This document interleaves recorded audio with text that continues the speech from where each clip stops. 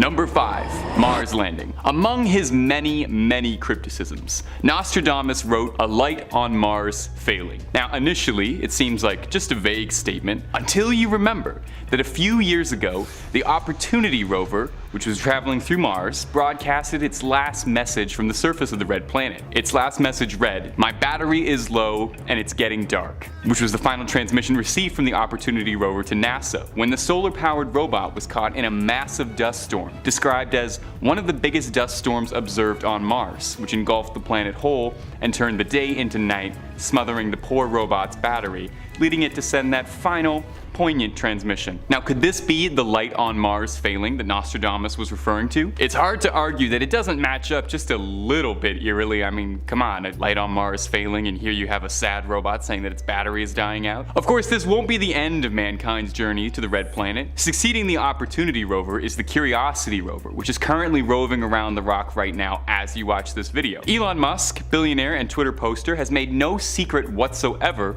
of his goals for Mars, calling it his life's greatest work and a mission central to humanity. SpaceX has made several of their own predictions about sending men to Mars, with their earliest estimates being that by 2030 we will have manned crews walking the surface of Mars. One has to wonder if Nostradamus could have ever predicted man walking on the surface of another planet. It's hard for us to imagine that, but Musk and his company insists it'll be sooner than we think. Now, Nostradamus also predicted back in his book of prophecies that you would subscribe to Top 5 Scary for the best scary stories and content on the web. Was he right? Because I'm pretty sure he was right. Number 4. Civil unrest. In that big old book of chilling quatrains, our good friend Nostradamus had this to write. "The trumpet shakes with great discord, and agreement broken. Lifting the face to heaven, the bloody mouth will swim with blood, the face anointed with milk and honey lies on the ground." Probably the most outright sinister sounding of any of Nostradamus' prediction, unless the trumpet shaking with great discord just means there's going to be an awesome marching band parade going through the world. This one could mean a lot, but analysts and experts of Nostradamus' work generally agree that they think this is predicting a time of great civil unrest, dated for 2022. In the last couple years, we've already seen more civil unrest globally than we have before, with protests all over the globe for a number of social causes and pressing concerns. It's not unlikely at all to think that this sleeping discontent in the masses is going to keep rising, and it's very likely there will be more protests. This could tie in with a point we made in the previous Nostradamus video, in which he highlighted a prediction for 2022 that said he believed that inflation and starvation would rise so much that "so high the price of wheat that man is stirred to his fellow man to eat in his despair." Now obviously that could be taken literally, and I sincerely hope not, because I don't think I would taste good at all. I'm a bit stringy and I eat terribly, so I would be awful for your diet. No, instead, myself and others think that it's alluding to the eat the rich sentiment and movement, and that these two predictions are linked together. You know, we've already seen so much unrest and so many protests for years from people struggling to get by, and as wages stay the same and working conditions worsen across the globe, it's increasingly worrisome that maybe someday it's all boiling into something really big. Finishing off in the original quatrain, Nostradamus wrote, "Sooner and later, you will see great changes made, dreadful horrors and vengeances." So maybe there's some positivity out of it, you know, some great changes. Maybe we'll all get a 4-day weekend. We just have to ignore the dreadful horrors, I guess. Number 3. A world at war. War! What is it good for? Absolutely nothing, I think, is the usual accepted answer. Well, that good-for-nothing horseman of the apocalypse is always rearing its head, and Nostradamus predicted that we'd be experiencing a lot of them. A passage reads, "Blue head shall white head harm in such degree, as France's good to both shall e'er amount." Now, I gonna be honest with you, I have no idea what that means. That doesn't really sound like much, unless there's a war of blue-headed people. I found one reading saying that this was predicting that France would be beaten at the World Cup, which is definitely possible, but I feel like Nostradamus would shoot a little higher than making sports bets. Most analysts seem to think that this points towards a war, so take a listen to this passage as well. This one reads, 7 months the Great War, people dead of evil doing. Ruin ever shall not fall to the king. Now this prediction spells it out a little more clearly. Nostradamus thinks that there's going to be a great war that will spill over and into Europe, and that France will be a key player and a battleground for it. It's easy to see why this prediction could ring true, especially with how things are,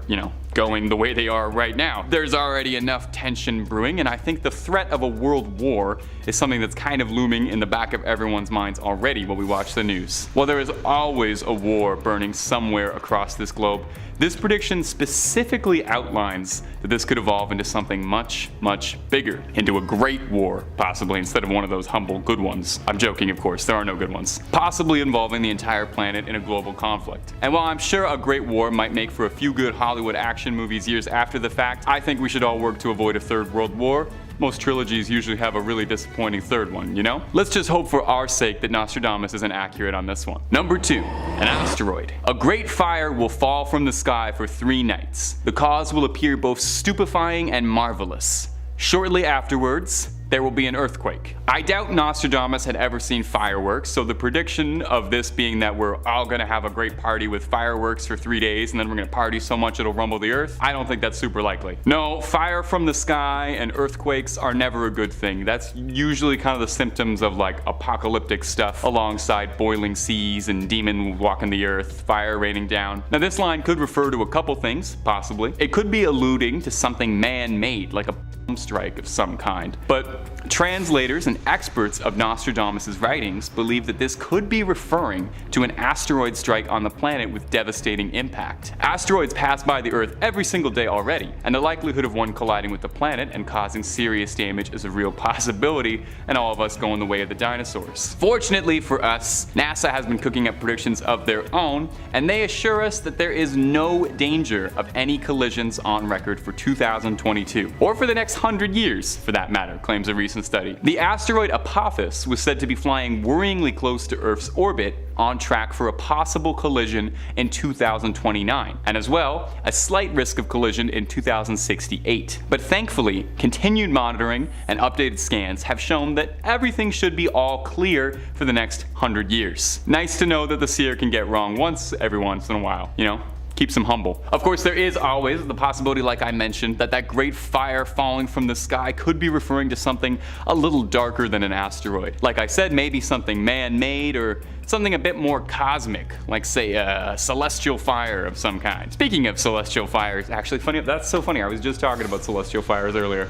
Let's get on to the next point, which is number 1, Celestial Fire and the New World Order. Celestial Fire and the New World Order sounds like they would have been the absolute coolest 80s prog rock supergroup. I bet their first album was fantastic and the rest of them fell off. Disregard that fantasy for a minute, and let's get back to the topic at hand. Nostradamus' predictions. In his big old book of prophecies, Nostradamus wrote that there would be a celestial fire on the royal edifice. So what does that mean? King Charles's house is about to catch fire? Well, something about the word celestial really throws this one for me. Celestial is not an adjective that you just toss in willy-nilly. I feel like that's reserved for when something is descending from the cosmos, end of days, apocalypse stuff. Well, not to worry, this prediction gets worse. They always get worse. The prediction goes on to state that through the ashes of this celestial fire on the royal edifice will rise a new order, hey, another prog rock group, and that an unlikely alliance between 2 great powers will come together. What those 2 great powers could be, though, is anyone's guess. Is it Marvel and DC? Apple and Android?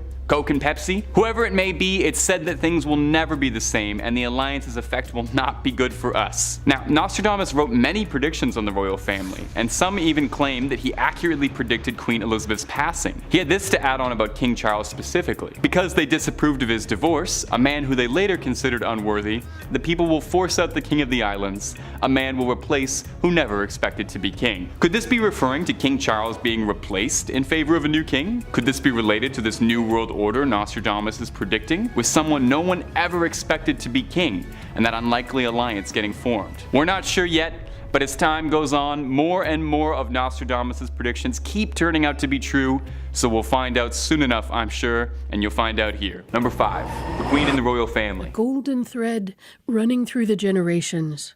That's how one of Queen Elizabeth II's many prime ministers described her reign.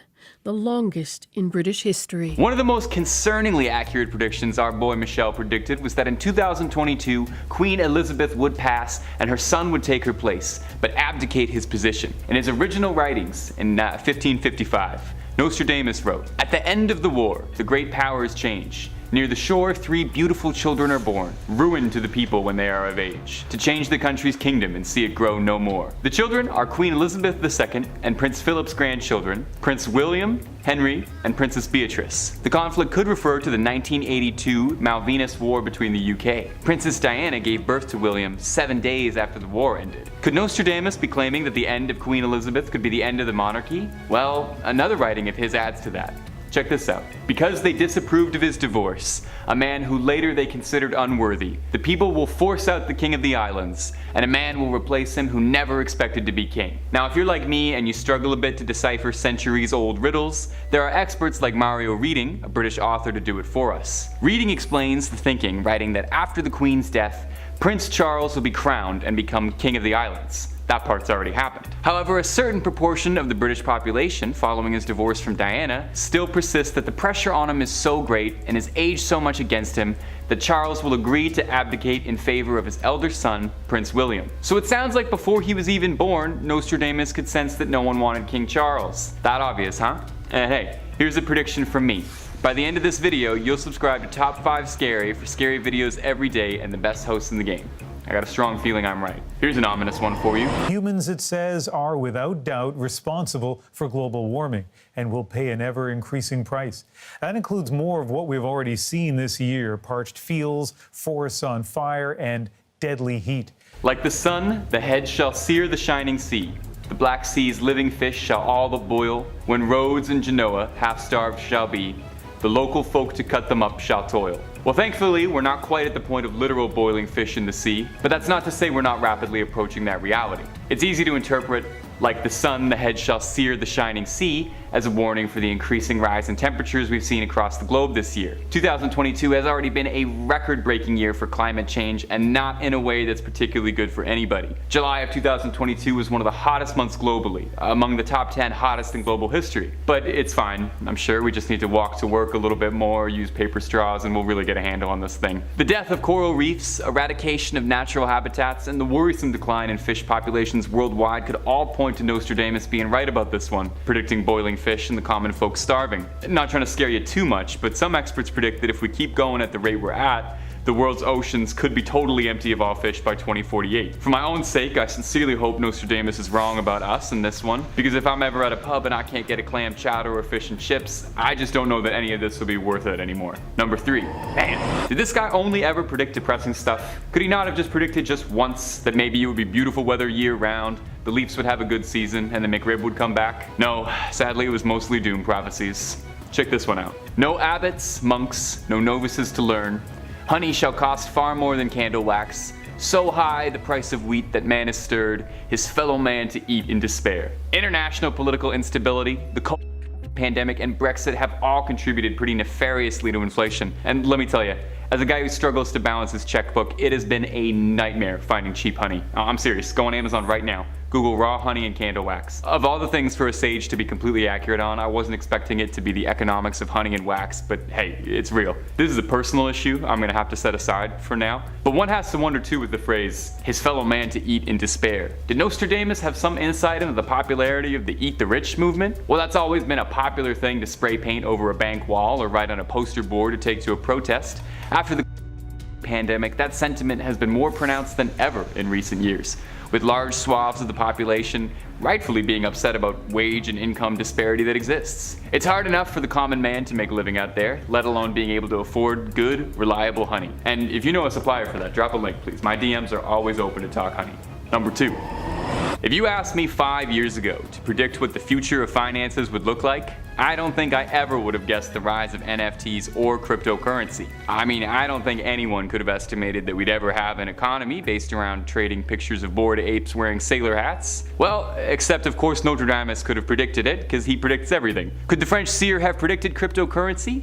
Take a quick listen to this. The copies of gold and silver inflated, which after the theft were thrown into the lake, at the discovery that all is exhausted and dissipated by the debt, all scripts and bonds will be wiped out. Recently, gold has been surging, and a whole wave and movement was born around moving towards cryptocurrency, especially Bitcoin, as a new infallible gold standard. Waves of Silicon Valley engineers and executives have left their high-level positions to pursue cryptocurrency startups, and the push to try and decentralize currency and move towards cryptocurrency has been very real in recent years and growing more and more. Could we really move away from physical cash altogether? Especially after the pandemic, we've seen more and more businesses and operations move towards cashless transactions altogether, moving towards all of our money being stored digitally, which stresses me out a lot because I have a hard time enough managing money when it's in front of me, let alone when it's imaginary. Maybe it's a lot to ask that Nostradamus could have predicted so much the idea of digital currency, but there's a lot to think about as ideas of a new form of currency taking shape. I've got to say though, if he really was as much of a prophet as they say he was,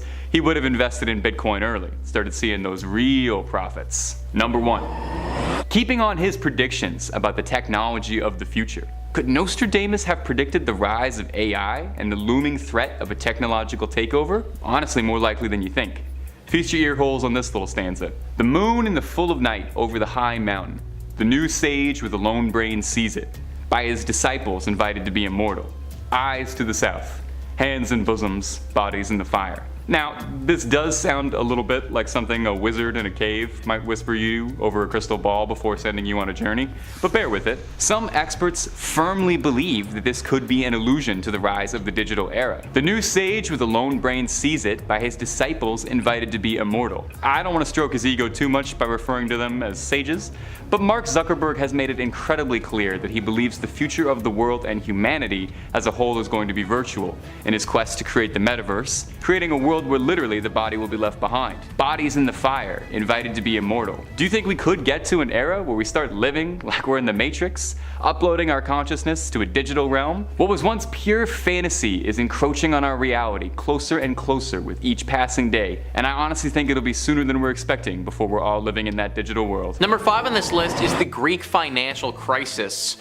Greece, one of the most beautiful places in the world. A destination on pretty much all of our vacation lists, I think. Back in 2015, it got a whole lot cheaper for us to go there if we wanted to as well, because the Greek economy basically completely collapsed. Now, Greece for a while had been looking like they were in trouble monetarily speaking, but in 2015, it all came crashing down. Investopedia says, in 2015, Greece defaulted on its debt. While some said Greece simply fell into arrears, its missed payment of 1.6 billion euros to the International Monetary Fund was the first time in history a developed nation has missed such a payment. So that was a really bad thing to happen and basically meant that Greece was bankrupt. Millions of Greek citizens lost their jobs during this time. It was also a time where a lot of Greek people were leaving the country because they simply couldn't get any jobs in Greece. Well, believe it or not, an issue as complex and devastating as this one was predicted by The Simpsons. Or at least it was predicted to some extent. NME writes, the financial crisis in Greece rumbled on in 2015, hogging headlines for weeks, but the US show saw things going awry years before. Just witness this small subtle gag in the 2013 episode Politically Inept with Homer Simpson. As Springfield's most lovable buffoon is being interviewed on TV, a news ticker flashes on screen below with the headline, Europe puts Greece on eBay. So it's not a direct prediction stating that the entire country's economy is going to fall apart, but putting a country on eBay paints a pretty clear picture, I'd say. Number 4 on this list is the three-eyed fish. Three-eyed fish, not really something that I think anybody wants to see. Kinda something that you would expect to be swimming around Dr. Frankenstein's aquarium if he ever had one. Well, The Simpsons took it a step further. NME says, in a 1990 episode, Bart catches a mutated three-eyed fish in the local river, a nod to the pollutant effects of the town's nuclear power plant. Over 20 years later, in 2011, a real-life fish and practically a dead ringer for its cartoon counterpart was discovered in an Argentinian reservoir located near a nuclear facility. Now, there are a number of reasons why nuclear power has some question marks associated with it, but like, this is a major one right here. Literally a three-eyed fish, guys. And that's just one of the fish that we've seen. Think about how many other fish that are waiting to be found down there that have like legs growing out of them and stuff like that. It also makes you think about some of the horrible disasters that we've seen from power plants like this before. Obviously, Chernobyl is the one that comes to mind. If this fish happened to have this happen to it by just being around a plant, then and think about what happened to the animals near that disaster. Like, we could have had a full-on mutant creature roaming around that area and just have no idea about it. Hopefully the Simpsons don't predict any more mutant stuff, cause I don't want to be doing a video about how they got that right as well. Number 3 on this list is robot librarians. There's been a large movement recently, a push I guess, about how robots or automated machines are going to be taking our jobs. 100 years ago, if you would have brought this up, people would have thought that you're crazy, but nowadays it's a real thing that's happening. In fact, it's already going on. Car manufacturers, for instance, an industry that used to have a ton of jobs for people 100 years ago, is almost all machine operated now. At the end of the day, they're just simply quicker, more efficient, less accident prone, and don't need to get paid hourly. These robots are taking all kinds of jobs other than just car manufacturers as well. The Simpsons, believe it or not, actually predicted one of them. NME says, another highlight from Lisa's wedding here, as Lisa's college librarian turns out to be an android and one who violently burst into flames too. There haven't been any blown circuit board disasters in Chicago yet, but in 2011 it was announced the city's new Joe Enrica Mansueto library would have a robotic librarian who'd helpfully retrieve books for you. You know, I always thought about librarians as having a human element to them, but I guess robots would know more about books than we would. I don't know though, still feels super weird and creepy to have a robot explain to you what a book is about or something. Also, literally taking human jobs right now. Like, if they can do a librarian's job, then why can't they do a teacher's job or a business person's job or my job? Ugh. Number 2 on this list is the voting. The last time we did a video, we looked at this incident, but I think in the current political climate and the state of the world right now, it has to be revisited. In 2018, The Simpsons released an episode where it had Homer voting for the next American president. He had 2 options. There was Barack Obama and John McClane, who were both actually going for it at the time. In the episode, Homer very clearly clicks to vote for Obama, but the machine that he's using decides that it wants him to vote for John McClane. A funny joke and a stab at elections and voting and all that. Little did we know how accurate it was about to become though. Fast forward to the next election. Now it's between Obama and Mitt Romney for the American presidency. This time, the funny gag in The Simpsons, well, that actually happens in real life. A voting machine for Pennsylvania had to be removed because it kept changing any votes for Obama to votes for Romney. There was a full-on video that surfaced on the internet of somebody trying to vote for Obama but just couldn't because of the machine. Luckily, this was fixed and didn't cause too much of a stir in the actual results of the election. But American election scandals were far from over. Remember all the scandals about the potential Russian involvement in the election? About how they rigged the vote and gave Donald Trump an unfair advantage? We've never fully confirmed that, but basically that was predicted by The Simpsons as well if it did actually happen. It's not quite the same as a busted voting machine, but it definitely would have been tampering with the election, which was the whole thing The Simpsons were making fun of in the first place. Hopefully from here on out we can have some solid, non-messy elections and keep this Simpsons thing as it was intended to be. Just a funny joke. And finally, number 1 on this list is President Trump. Regardless of your political views, predicting a president literally decades before they actually become president is kind of a scary ability. That's exactly what The Simpsons did though with President Trump. NME says The Simpsons writers predicted Donald Trump would become president back in 2000. The episode, Bart to the Future, envisions the futures of Bart and Lisa Simpson. The latter, with an uncanny resemblance to Hillary Clinton, has become the first female president of the United States. As you know, we've inherited quite a budget crunch from President Trump, she says to her advisors. They then inform her that her predecessor has bankrupted the country. So Lisa is literally alluding to the fact that Trump was the president and that during his presidency, he left the country in financial shambles and now she needs to dig him out of the hole. Not totally far from the truth, honestly. How the hell did The Simpsons know this? Was this just luck of the draw? Clearly, The Simpsons must know some stuff that we don't, folks. Look out for their next presidential prediction, it might just come true.